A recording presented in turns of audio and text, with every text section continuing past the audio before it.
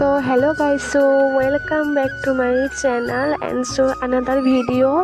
তো তোমরা কেমন আছো সবাই? তো আজকে আবার দেখো একটা মিনি ব্লগ নিয়ে আমি চলে আসলাম।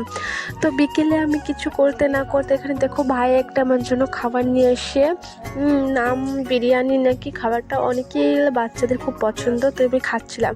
তো এখানে বেড়াতে বেড়াতে দেখি আমার এই যে থাম্মি যে গাছটা গাঁদা ফুলে লাগিয়েছিল, কত সুন্দর না ফুলগুলো ফুটছে দেখো তোমরা নিজেরাই। তারপরে চলে আসলাম এদিকে আমাদের মাঠে, আর কত সুন্দর চাষ এদিকে আছে, মানে তোমরা যদি দেখো রিয়েল তাহলে অনেকই কিন্তু ভালো লাগবে। এটা গ্রামের দিকে কিন্তু এরকমই হয়, আর আমার কিন্তু খুব প্রিয়।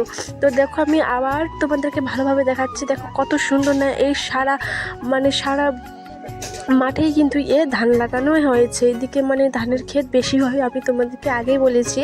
আর এই যে যে ধান মানে এগুলো বলে কি, আর একদিকে মানে আমি এই যে ঘুরছিলাম কত সুন্দর না হয়েছিল।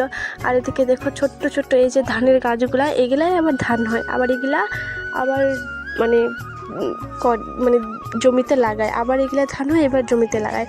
তো এখানে সন্ধ্যার সময় আমি ভাবছিলাম যে কি খাবো না খাবো, তাই যে আর হ্যাঁ, আমরা যে খাবারটা খাইছিলাম সেইটা দেখো কি মানে পাওয়া গেছে, এটা বাচ্চাদের খেললাম, মানে কত সুন্দর। এটা আমিও আগে খেলতাম অনেক বাচ্চাদের সন্ধ্যার সময়। আর বাবা নিয়ে এসেছিল মানে জিলিপি, আর এই জিলিপি আমার এত প্রিয় মানে কি বলবো। আর আগে আমি খাইতাম না জিলিপি, এখন আমার খুব প্রিয়, মানে আমার খুব ভাল লাগে। আর রাতের সময় এখানে দেখো মা আমার ডিমের ঝোল রান্না করছে। বাবাকে বলছিলাম যে ডিম নিয়ে আসতে, আর ঠান্ডার দিনে তো ডিম খাওয়া ভালো। আর এখন তো প্রায় ঠান্ডা কমেই গেছে, তাই আমি আর ডিম খেতে খুব ভালোবাসি, তার জন্য বলছিলাম। তো তোমাদের ওদিকে এমন ঠান্ডা এখনও? তোমরা অবশ্যই কিন্তু আমাকে বলবো, আর আমার প্লিজ আমাকে অনেক সাপোর্ট করবো, আমি যেন এগিয়ে যেতে পারি। তোমাদের ভালোবাসা আমার কাছে মানে সারা জীবন যেন থাকে, এটাই আমি চাইবো গাইস। আর দেখো মা এখানে আলুর পাঁপড় করছিল, আর আলু পাঁপড় আমার বাড়িতে বানানো আলু পাঁপড় আর ডিমের ঝোল করছিল আজকে রাতের রান্না। তো এখানে আলু পাঁপড় আমি খাচ্ছি গাইস, দেখো মানে কত সুন্দর, মানে একদম দোকানের পাঁপড়ের মতো।